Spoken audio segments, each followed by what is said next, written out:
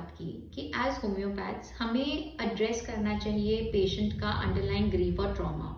कैसे एड्रेस करेंगे हम? हमारे पास कोई मरीज आया और बोला मुझे एक ईटिंग डिसऑर्डर है, मुझे ये दिक्कतें हो रही हैं।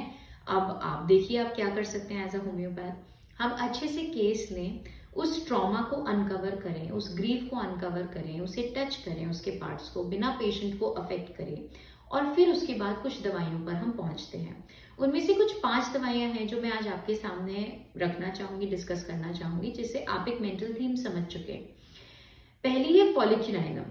फॉलिक्यूलाइनम मोस्टली प्रीएमिनेंटली एक फीमेल रेमेडी है।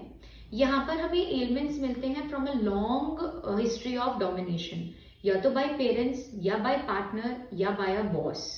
यहाँ पर बहुत ही एंग्विश है, बहुत ही सैडनेस है, ईटिंग डिसऑर्डर्स मिलेंगे but with a history of physical और mental abuse.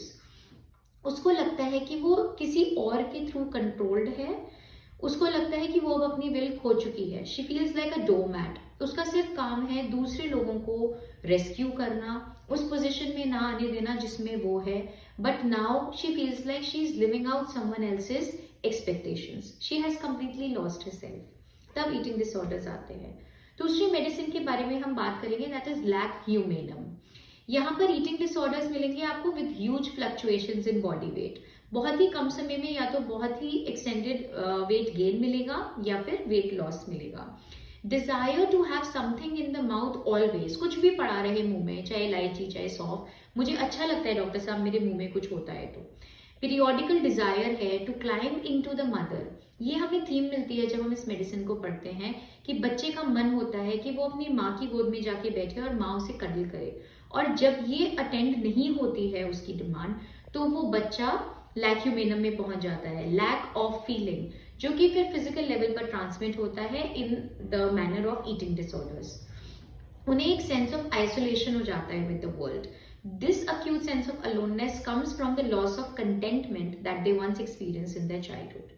Next medicine is cannabis indica. ये एनोरेक्सिया नर्वोसा के लिए बहुत अच्छी मेडिसिन है।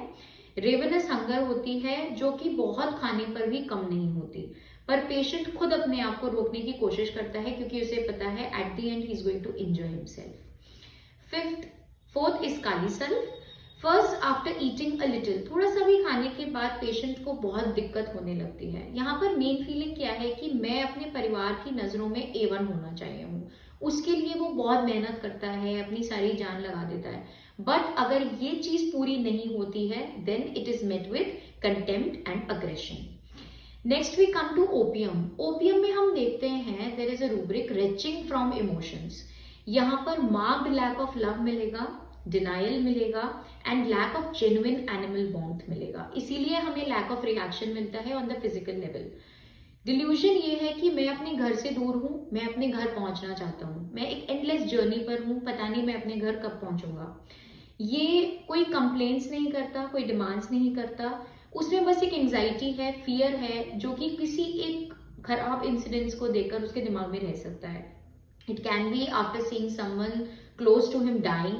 It can be seeing his or her parents fighting. It can be any horrible experience.